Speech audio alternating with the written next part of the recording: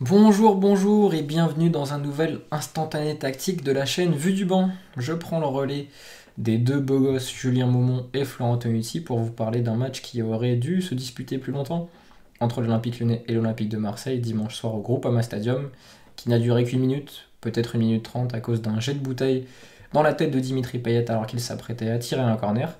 Mais avant ça, il y avait eu des choses à dire. Oui, oui, sur une minute, il y a des choses à dire sur ce match entre Lyon et l'Olympique de Marseille. On va commencer par les compositions, avec du classique des deux côtés, puisque Peter Bosz et Jorge Sampaoli n'avaient pas changé leur fusil d'épaule. Du côté du coach néerlandais, c'est une défense à 4, un milieu à 2 et 3 offensifs derrière Lucas Paqueta, assez classique de la part du coach Peter Bosz, avec juste Diomandé qui prend la place de Denayer et Shaqiri qui retrouve le couloir droit. Du côté de Sampaoli, c'est le 3-3-3-1 ou 3-3-1-3 avec Dimitri Payet en 10 libre derrière Arkadiusz Milik, un Guendouzi qui pouvait jouer plus haut aussi à côté de lui, et surtout Valentin Rongier, homme clé du système puisqu'il est à la fois relayeur selon le moment du jeu et latéral droit, et on va voir que sa position de latéral droit, tandis que Luan Pérez passé latéral gauche sur les sorties de balle de l'Olympique de Marseille, a bien gêné l'Olympique lyonnais. Le pressing lyonnais, ça va être le thème de cette vidéo, parce que c'est ce qui a été le plus vu en fait, et le plus peut-être raté sur le peu de temps que le match s'est disputé. On va le voir dès le début du match. Ici c'est Paqueta qui va aller presser très haut Khalid-Tachar et essayer de l'empêcher de revenir vers le gardien. Il va pas réussir, mais Khalid-Tachar va réussir à rejouer vers Pau Lopez, mais surtout il faut voir l'ensemble du bloc lyonnais. Et le bloc lyonnais n'est pas un ensemble, c'est un groupe déconnecté. On voit que devant, Paqueta et Shaqiri défendent en avançant, mais que le reste des Lyonnais n'avance pas en même temps. La ligne défensive de Lyon est trop bas. Cacré défend en reculant parce qu'il est attiré par ce que font les Marseillais dans son dos et il a peur d'un gelon de Khalid-Tachar qui finalement va rejouer vers l'arrière. Mais ça va être un souci pendant la minute que le match a connu. Séquence suivante, Paqueta n'a pas réussi à faire en sorte que Khalid-Tachar s'enferme sur le côté. Donc Khalid-Tachar a rejoué vers Pau Lopez qui va jouer vers Saliba. Et là, c'est Toko Ekambi qui sort de sa position d'ailier gauche pour aller presser Saliba.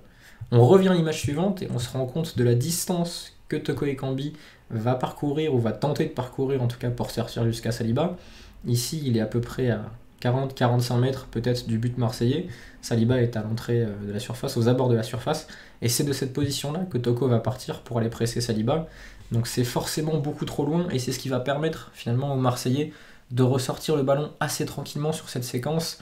C'est que Lyon n'a pas d'accès au porteur. C'est-à-dire que le ballon soit dans les pieds de Khalid-Tachar, de Pau Lopez ou de Saliba, il suffit d'une passe ou de deux pour trouver un Marseillais libre, et à partir du moment où on a trouvé un joueur libre sur une sortie de balle, la mission est accomplie, ce joueur libre n'a plus qu'à avancer balle au pied ou trouver un autre partenaire libre pour avancer sur le terrain et permettre à son équipe de progresser. Ici Toko va sortir, il va quand même sortir en arrondissant sa course pour empêcher Saliba d'aller jouer directement vers Valentin Rongier, mais on imagine déjà un triangle qui va suffire à l'OM pour sortir de cette pression un peu désorganisée. Image suivante, Paqueta est passé de ce côté-là du terrain pour empêcher Saliba de revenir soit vers Pau Lopez, soit ici vers Khalid-Tachar. Toko Ekambi est sorti sur Saliba en arrondissant sa course. Le souci, c'est que Camara, dos au jeu, est suivi par Cacré, mais il a une solution évidente en une touche de balle sur la passe de Saliba, c'est Valentin Rongier, qu'on voit ici en position de latéral droit, tout comme Luan Pérez occupe une position similaire à celle d'un latéral gauche, tandis que Khalid-Tachar et Saliba sont les deux centraux du dispositif marseillais à ce moment-là du jeu. Saliba va jouer avec Camara, qui va donc faire cette passe en une touche vers Valentin Rongier. Et là, la question, c'est qui sort sur le temps de passe sur Rongier, sur le temps de passe de Camara, donc à Rongier, l'ancien défenseur nantais. Et bien la réponse, c'est personne. Personne ne sort finalement sur Valentin Rongier. Aouar est attiré par Guendouzi, donc il va revenir vers l'arrière. Pareil, tout le bloc lyonnais va se replier, et ce Toko Ekambi, qui était en train de gêner Saliba juste quelques instants plus tôt, qui va devoir faire une course effrénée pour revenir gêner Rongier et le forcer à jouer vers l'arrière. On revient à l'image précédente et on imagine les solutions potentielles pour l'Olympique lyonnais. Donc il suffit de compter les joueurs. Toko Ekambi, Paqueta et Shaqiri sont là. Aouar, Cacré et Guimarães sont là. Ils sont déjà occupés par des joueurs, ils sont déjà entre deux pour la plupart d'entre eux, d'ailleurs on le voit. Donc la solution, elle ne peut venir que de la ligne défensive pour l'Olympique lyonnais. Et la solution quand le ballon est de ce côté-là et quand il va aller sur Rongier, c'est de faire sortir le latéral, Emerson, pour aller gêner Rongier. Sortir de loin, mais sortir face au jeu, le cadrer, et derrière assumer le 3 contre 3 potentiel, donc entre Diomandé, Boateng et Malo Gusto contre Guendouzi, Milik et Conrad, qu'on ne voit pas, les deux derniers, Conrad et Milik, qui sont hors champ, mais qui sont les deux hommes de ce 3 contre 3, puisque Payet ici est à peu près géré par Bruno Guimaraes. Rongier reçoit le ballon face au jeu, il n'arrive pas à prendre de l'avance, il est rattrapé, à garder son temps d'avance même, il est rattrapé par Toko Ekambi, et il va rejouer vers l'arrière, vers Saliba, qui lui va rejouer vers Pau Lopez. Le ballon est dans les pieds du portier espagnol, Caleta-Char est à ses côtés, Saliba est en train de se replacer, mais on voit déjà les solutions potentielles pour l'OM.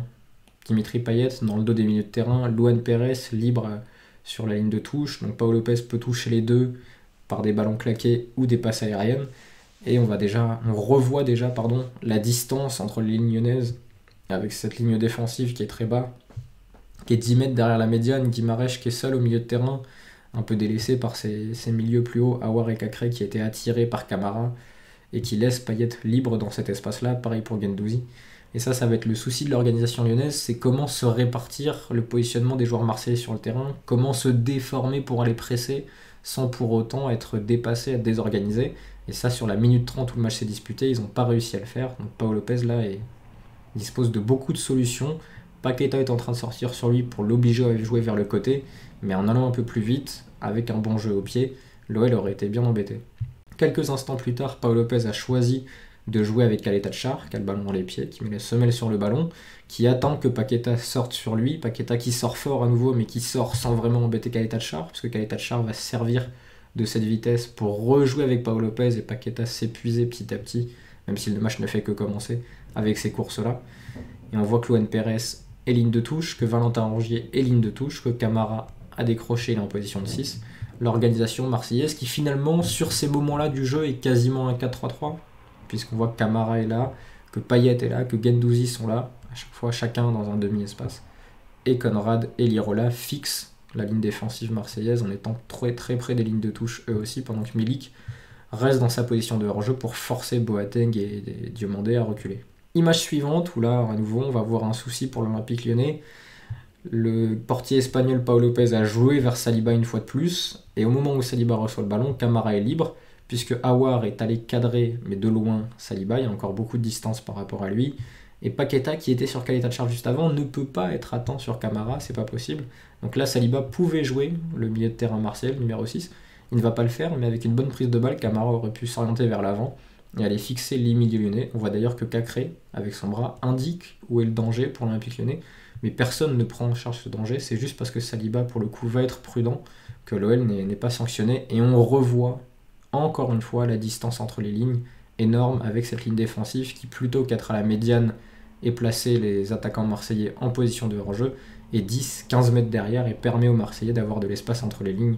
Payet à nouveau est tranquille, Guendouzi se place dans le dos, et ça permet à Marseille de s'étager, et surtout ça empêche les Lyonnais de défendre en avançant. Image suivante, Saliba a rendu le ballon à Pau Lopez. Pau Lopez est tranquille pour jouer, il est plus pressé finalement, parce que Paqueta et Aouar ont reculé à force de voir le ballon circuler. Donc Caleta-Char est dispo, Paqueta et Aouar sont proches de Camara, ils essayent d'éviter cette passe intérieure directe. Luan Pérez et Valentin Rongier sont à nouveau en position de latéraux, et à nouveau distance entre les lignes lyonnaises, ligne défensive très bas, gêné par Milik, gêné par Lirola et Conrad, mais sans cette volonté de les mettre hors jeu et d'assumer la hauteur du bloc et d'aller chercher plus haut. C'est ce qu'il aurait fallu faire si l'OL voulait vraiment presser la défense marseillaise, la sortie de balle. Là, c'est plus un bloc haut, voire médian, qui attend finalement que l'OM s'enferme d'un côté, mais sans vraiment avoir de solution pour avoir un accès au porteur répété. Il suffit que l'OM fasse 2-3 passes d'un côté à l'autre pour qu'un des Marseillais se retrouve libre, et ça aurait pu être sanctionné si le match avait duré. Qu'est-ce que ça veut dire pour l'avenir de l'OL ? À court terme, qu'il y a des adversaires qui vont peut-être s'inspirer de ça pour poser des problèmes à l'Olympique lyonnais. Dans les semaines à venir, Lyon va avoir un programme un peu plus clément, puisqu'ils vont jouer contre Montpellier, contre Reims, contre Bordeaux, contre Lille et contre Metz d'ici la mi-saison. Des matchs où des points sont à prendre, mais il faudra pour ça bien progresser dans le pressing, dans son organisation, dans sa précision, savoir qui sort quand et sur qui, et à quel moment. Ça va être les soucis pour l'Olympique lyonnais. Même si les adversaires sont un peu moins menaçants, il suffit de voir comment l'OL défend pour préparer des choses dans la sortie de balle et les gêner. Et ça va être un enjeu majeur pour Peter Bosz et pour qu'il continue à être le coach de l'OL et qu'il obtienne les résultats que les supporters lyonnais attendent. Voilà pour cette petite vidéo sur le pressing de Lyon contre l'Olympique de Marseille. On se retrouve bientôt pour de nouveaux contenus. Et puis évidemment, si cette vidéo vous a plu, n'hésitez pas à mettre un petit pouce ou à discuter avec nous à travers les commentaires. On sera ravis d'échanger avec vous à propos de football. À la prochaine!